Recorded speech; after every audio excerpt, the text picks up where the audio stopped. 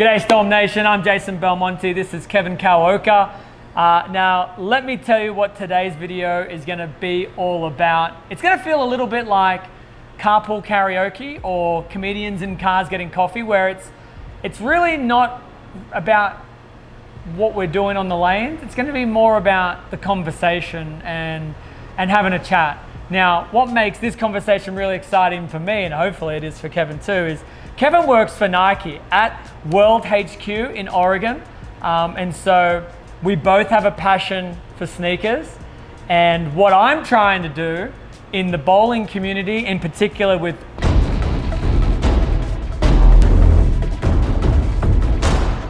is bring a little bit of that shoe culture into bowling. So I'm gonna ask him a bunch of questions about the sneaker culture, about Nike, and kind of what we're doing with Identity and Storm, and seeing if we can't have any of that kind of overlapping Nike, Storm, Jordan, Belmo. Is that too much to say? Is that too much? Can I say that that's the correlation between us? I think it's fine. So it's gonna be a lot of fun.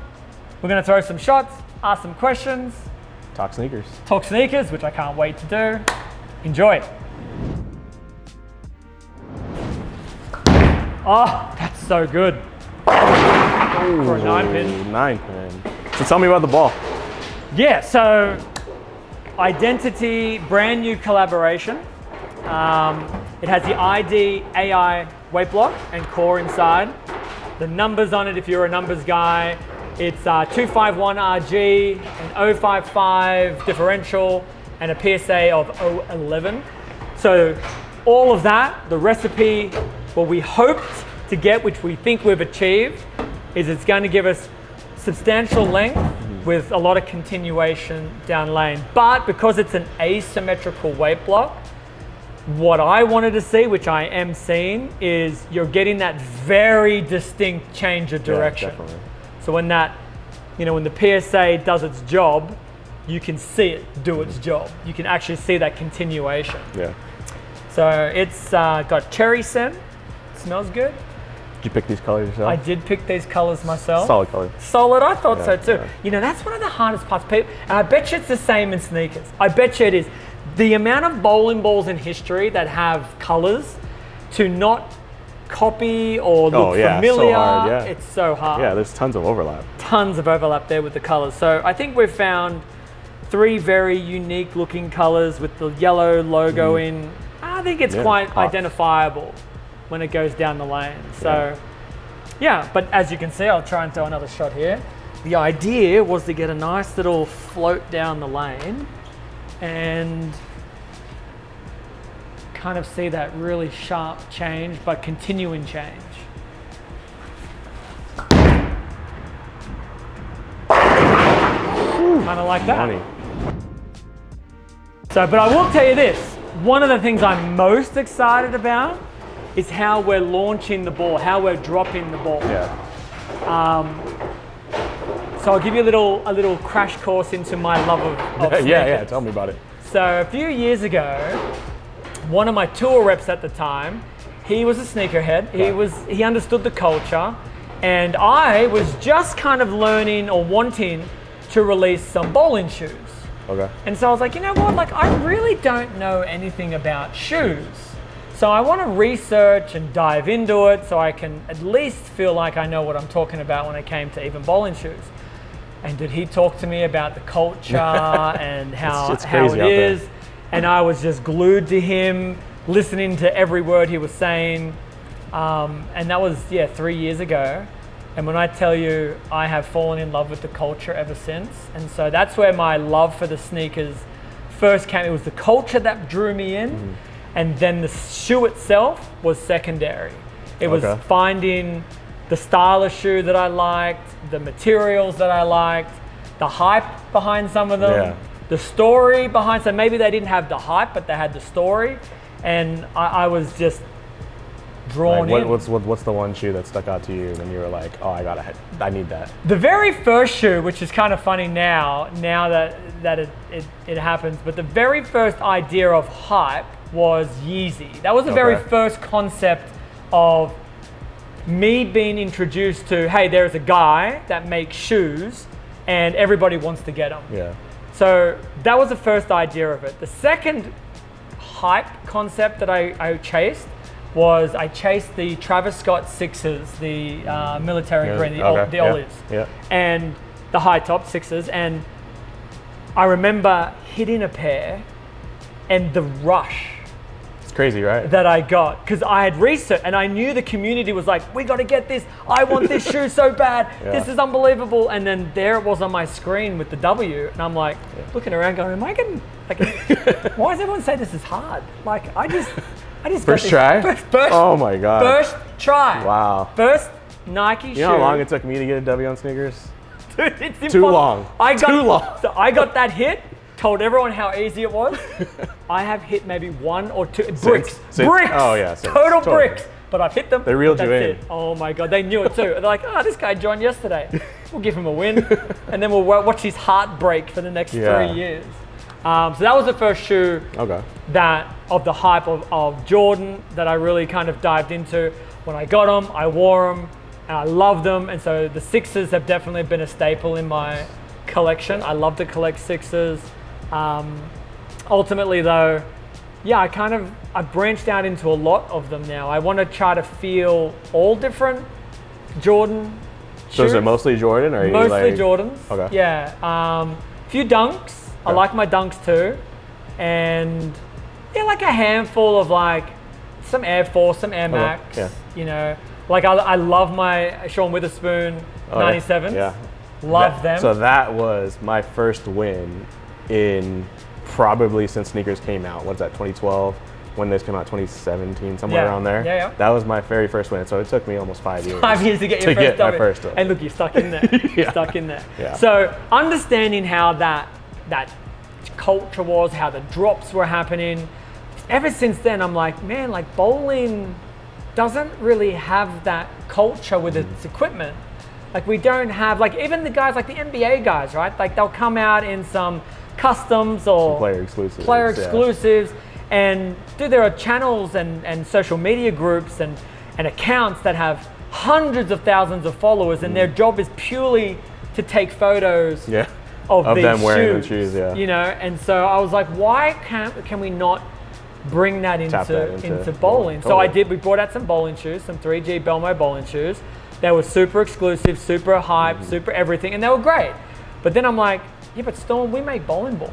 How do we do a bowling ball that way? And so finally with Identity, which you have one. I think it's a super awesome concept. Like for me as the average bowler who is I'm researching bowling balls now over shoes. And it's like, well, I want to have the next best thing. When's the next release? And I'm on YouTube, I'm on, social looking when I see the posts about whatever's coming out, whatever's the next thing. It's like, well, I want to know what that is because is it gonna work for me? And like when I threw this ball, it was money. Let's see it. I want to see you throw it. I'm gonna sit on. I can't promise a guaranteed shot, but like you. That's okay. It's okay. I'll stand behind you.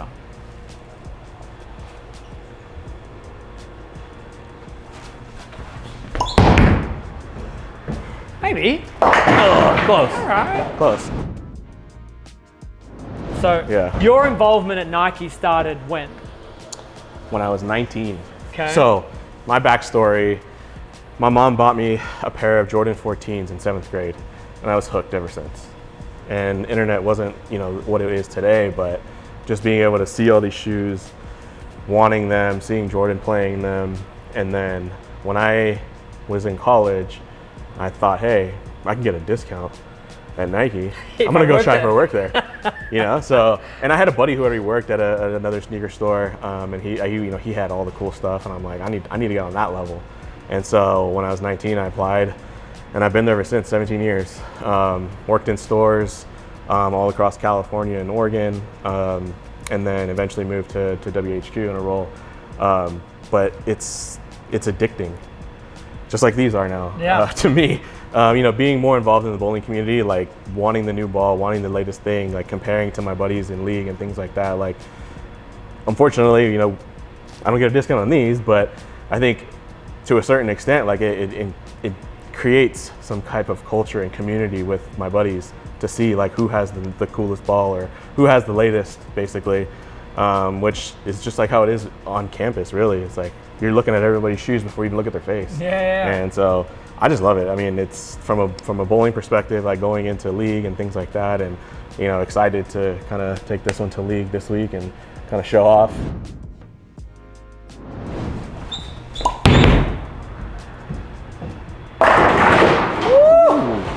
Money. Nice shot. Money. Thanks. So, working with Nike and been involved in the bowling community a little bit, if there was anything, and I know we're trying to do it now, but if there's anything that you saw as a glaring, most obvious, hey, this is what we do at Nike, and I kind of feel like you guys at Storm should be doing it too. Is there anything that you think of at the top of your head, like, I'd like to see more of that? I think as a consumer of both, I think trying to figure out how to attract the newer community. So when you think about bowling, right, it's a very aged sport, but from a company standpoint, like I think there's a lot of opportunity to bring in and attract more people to do these things. This is a prime example, like generating the hype around it, getting people more involved, like, hey, what is that? Why is it so exclusive? Like, that's where I feel like you could tap into, which I know is something that you're trying to do.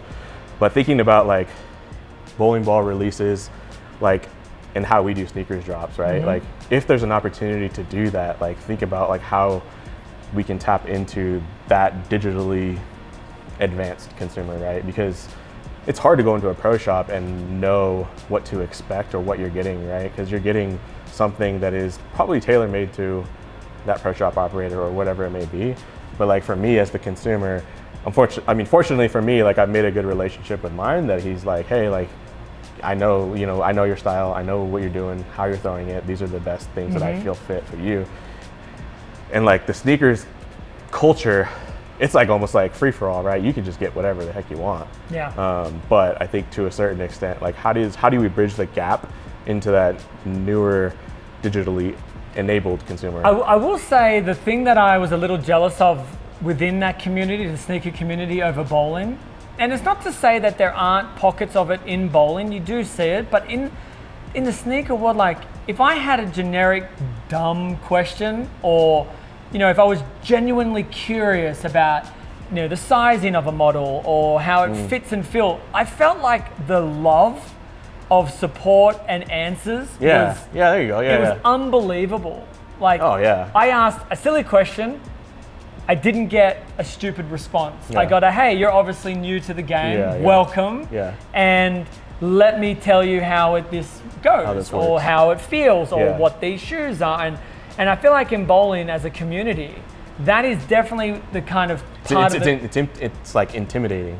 It can be. Yeah, like when you go into a pro shop, like, I don't know what PAP is. I don't know what do you mean? Like I have to get measured? Like I thought I was just buying a bowling ball. So I feel like that's a huge step in, and I guess whoever's watching this, you have a responsibility in this as well, is when you come across somebody who may not know as much as you, who may ask that quote unquote silly question, I think it's really, really important to empower them, to be gentle with them, and to walk them through the stage that you may have walked years ago, but at some point we all know nothing. And then we have our own journey, our own timeline in which we develop our knowledge. And so that's something that I'm really like, and as an Australian traveling through the United States, I get some, hilariously silly questions about Australia. But even I take that approach of, well, they just don't know. Yeah. So I'm not gonna like laugh at them and say they're silly. I'm gonna be like, well, here, let me tell you how it actually is. And I think there's like I said, the intimidation factor of like, hey, like I'm coming in, I see all these cool bowling balls. I have no idea what they're doing unless you're actually into the sport and understanding, what RG and what diff does and all that thing, on how those affect you. But again, everybody is unique in their bowling style. Like I don't have the most traditional style. I don't know when I first started what ball was actually meant for me. And so it's like that ability to be comfortable in those positions is a good factor from like a pro shop perspective on like inviting them in and making sure that they feel like, hey, I can get my questions answered. Yeah, I think that works for the entire community. I can't not throw this ball any longer. Yeah. I have to throw a shot. Like, So tell me about like your collection. What's Jason Belmonte's collection like? it's grown. It's substantial. I would be approaching, near 300 pairs now.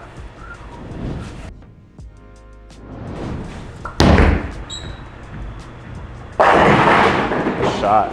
I'm approaching about 300 pairs, which is outrageous. And how many do you bring with you on tour?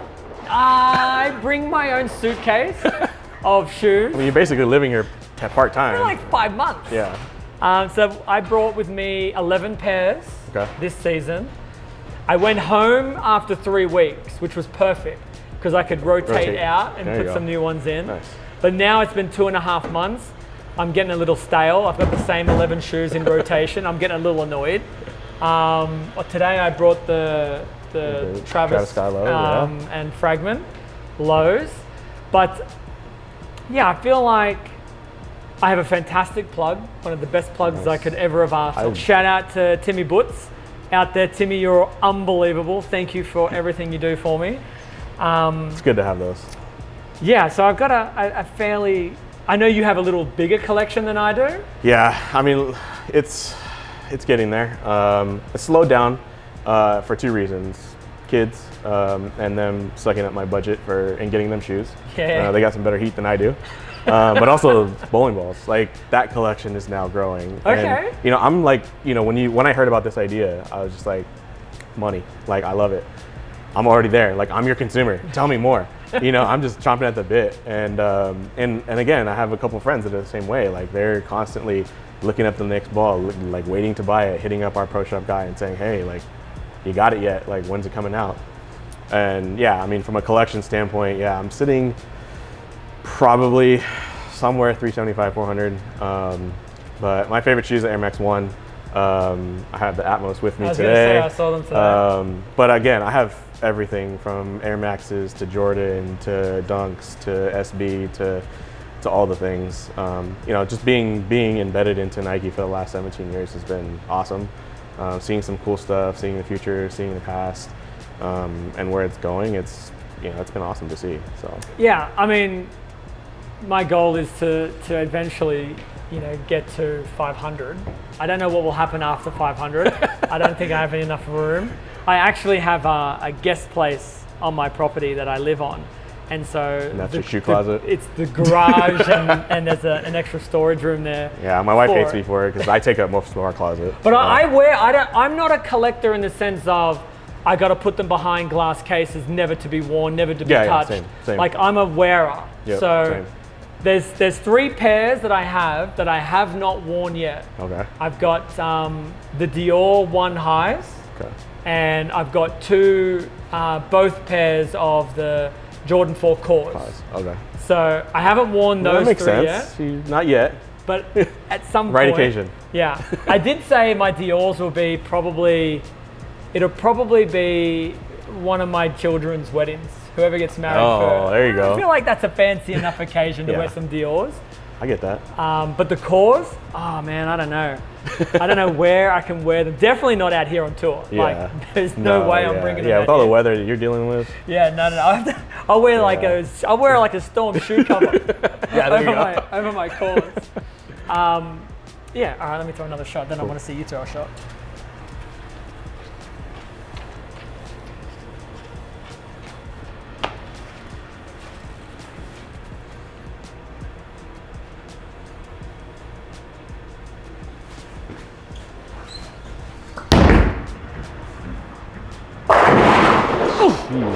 Is there a grail that you haven't got that you wish you could get to? Man, so as of right now, like this shoe is the grail for the longest. I didn't wear it probably for the first year that I had it, and this isn't an original. I think we need to try. Do you mind if I? Yeah. All right, so this is what we've got. Yeah, this isn't the original. These are retro. These are mine. Travis Scott. These are. I've worn these a fair bit. They need a good clean. They're mine. And then we've got.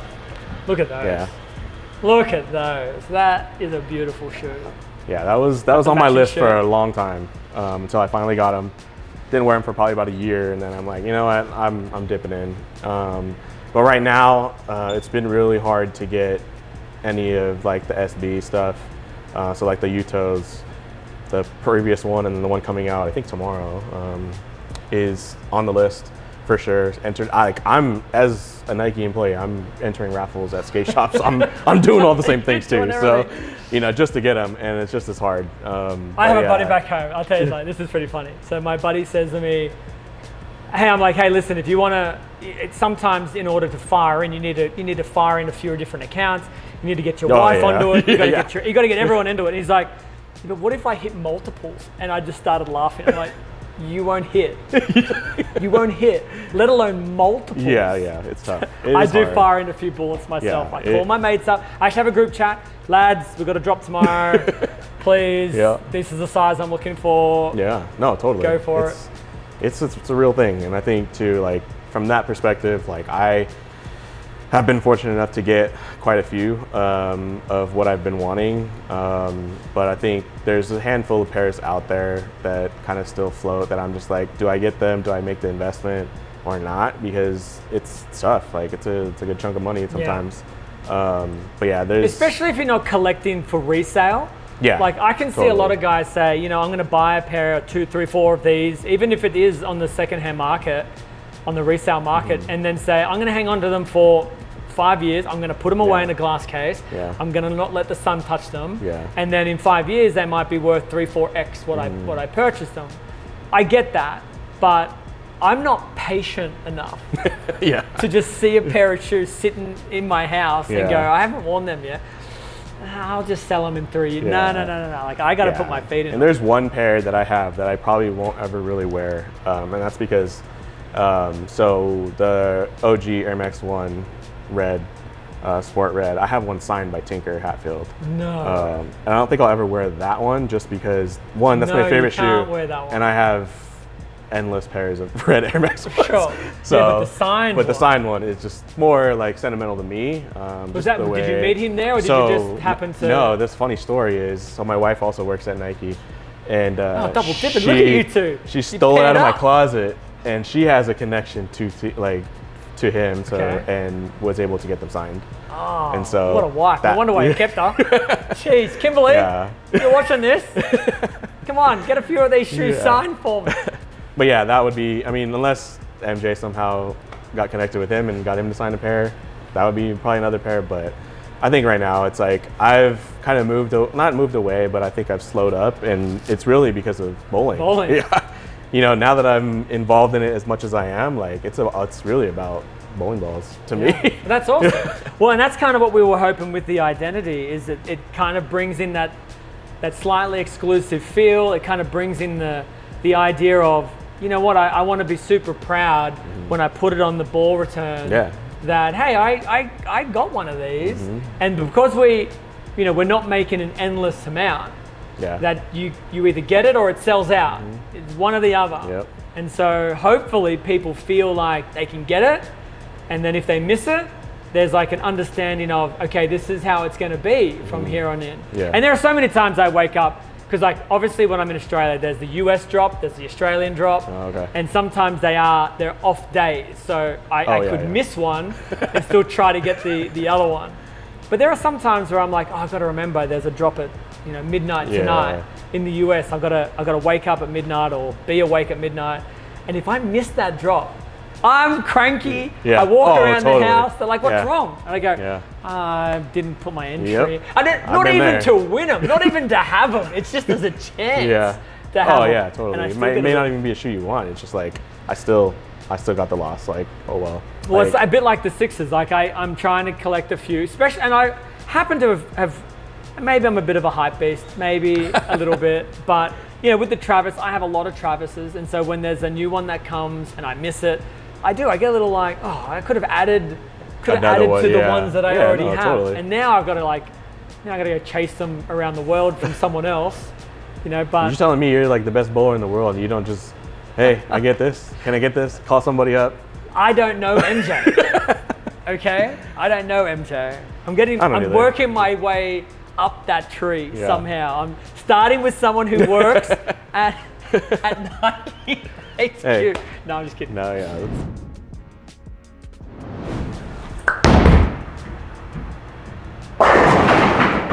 Oh, other than that 9-pin, telling Solid. you. So what's like the inspiration behind the color palette? Is there any? There's two. Like black is my favorite color. Okay. And the teal is Storm Teal. And so when you're talking about the identity of us, that teal is Storm. Yeah. That's its brand. That's what we know and love about Storm. And the black is just my favorite color. The red, we went through a few different variations of other colors to mix within those two. And you would think it would be easy. You would think, oh, let's just make a purple. What kind of purple? I don't know. How many variations of purple? There's an infinite amount of variation. And then the other thing that a lot of people don't know is the Coverstock that we make. So this is an REX, Pearl Reactive. But if we were to put on there an R2S, or we were to put like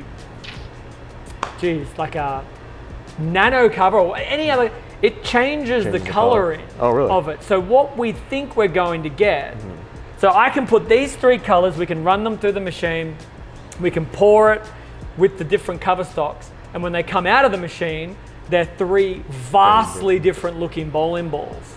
And so that can also be a challenge, because I may ask the guys, hey, let's put a teal and a red in it, but then the red with one cover stock will be more of a pale red, and then the other one will be more of like a deep red, almost maroon red.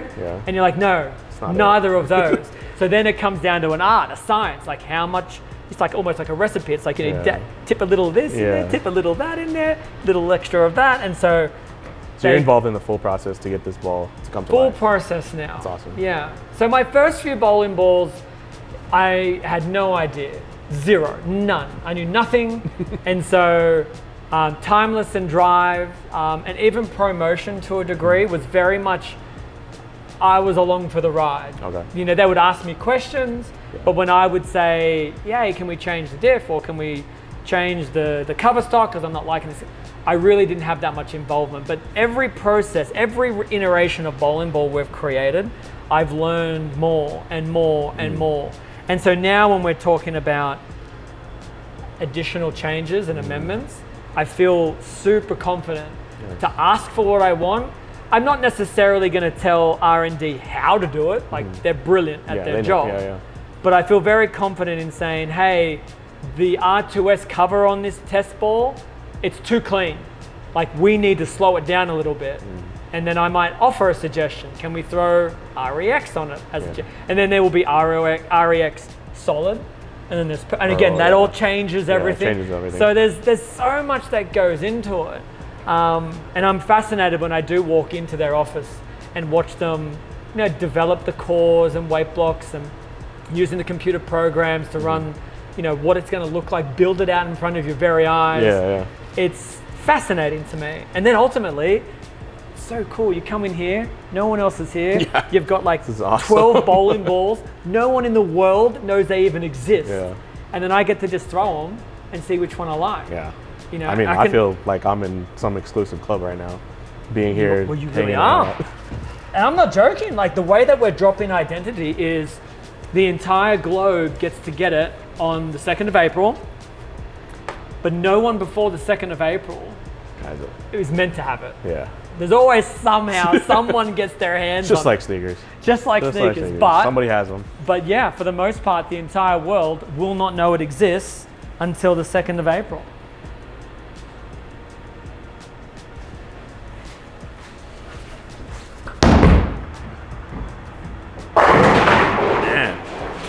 Throw me a shot. All right. Your turn. I feel like I'm bowling all the shots here. I know. I'm excited to throw the ball.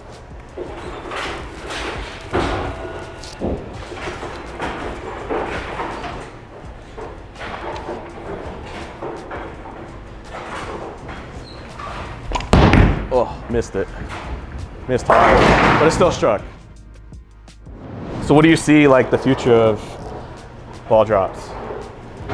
like beyond this drop? Yeah, I mean, I really have taken so much inspiration from the shoe game. Like I want to do these, I want to work out, and this is, maybe I'm saying too much here because I haven't asked anyone here at Storm just yet, but I'd love to be able to, myself, get a very small quantity, number them, There you right? go. Yeah. And have like a very limited shock drop. But it might not necessarily be based on performance, but more collecting, and kind of having the ability of saying, I got, 1 of 50, 2 of 50, and it's like the trading card game too, like these days. A little bit of the trading card, exactly. I mean, there are sneakers that do have 1 of 1 or 1 of 9 or 1 of whatever. Yeah. So I feel like that would be a really fun thing to do and kind of have one of those, I don't know, like just seeing it unfold before my eyes, people saying, oh my goodness, there's a shock drop happening right now. Yeah. Go to this website, go to Belmo's website and see it. I think that'd be a lot of fun. Yeah.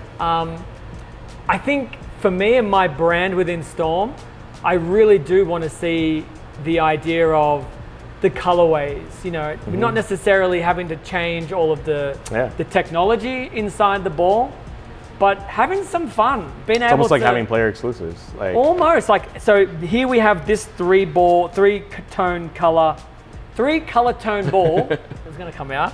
And then, 6 monds later, it's the same ball, but we're gonna change the teal to a light blue. Or change the red to a yellow or whatever. And I think that'll be super fun and creative. And I think a lot of sneaker fans out there that are bowling fans will really appreciate the colorway drops.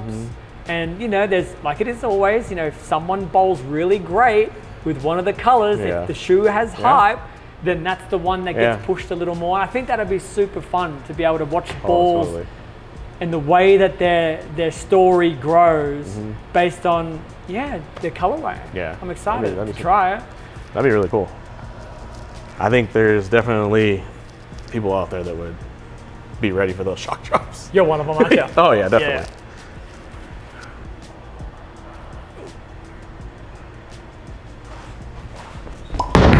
Oh, that's good hand rotation. That's good hand rotation. There we go. You can see the shape of the ball, just so you're aware. You see how when you just got your hand just a little more around it, how it floated and then it took off down lane. I liked it.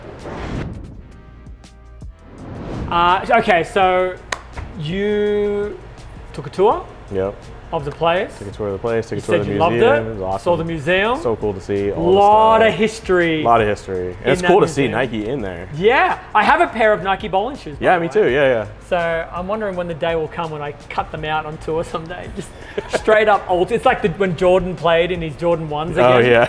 It'll be like me coming out in a 1970 pair of Nike bowling shoes. But okay, there's a lot of old bowling balls over there. There's a lot of new bowling balls over here. Do you have a grail bowling ball? Is there one that you just have loved the most? Before I realized like, hey, there's definitely a market to like collect and things like that. So I obviously was still doing research and trying to figure out like what ball that would be best for me. It turned into the Phase 4. And obviously the history behind that. I was not one of the ones that submitted it back because I wanted to keep it because that was the ball that I've ever been closest to shooting a 300 with. So I shot 289 with it. Okay. Till now. Hopefully until now. But yeah, that ball it's on the shelf now. But like again, like from a sneaker, like I have my garage is set up to where like I have little bowling stands for all my balls that I've kept over the course of my 3 to 4 years of being into this. And it's so interesting you say that because sometimes a grail, it doesn't necessarily have to be the greatest of this or the most in pristine condition or anything like that. It's just that, like, and I know, like for me, the Travis 6s, I mean, they're a really nice shoe, but they're not the most expensive shoe, but they will be my favorite shoe because they were the ones I hit first, all right? And they were the ones that I got to kind of, that's what introduced me to the love of this. So, okay, so you like the Phase 4. You're going to love Identity. Me?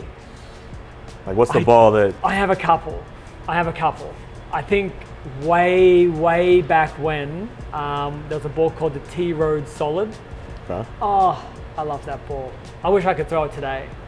There's a concept right there too. Like, how do you retro some of these balls? Well, that's a little trickier. So like, you know, not to get too technical on that, but the materials that make these, we don't have this type of material laying here for 10 years.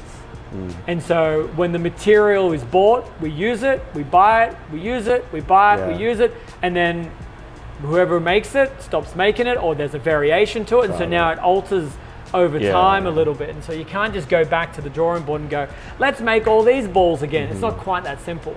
But the T-Road Solid was amazing.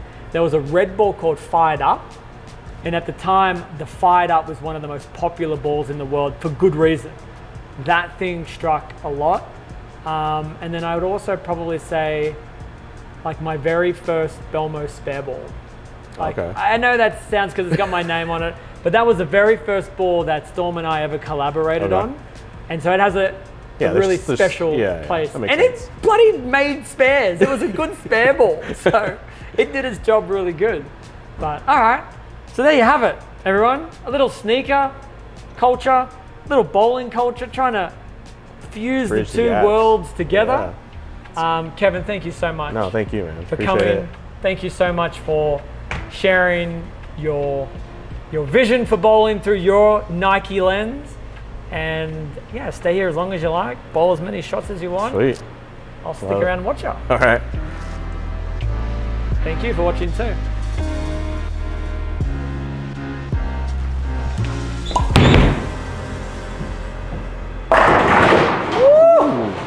Money. Nice shot. Money.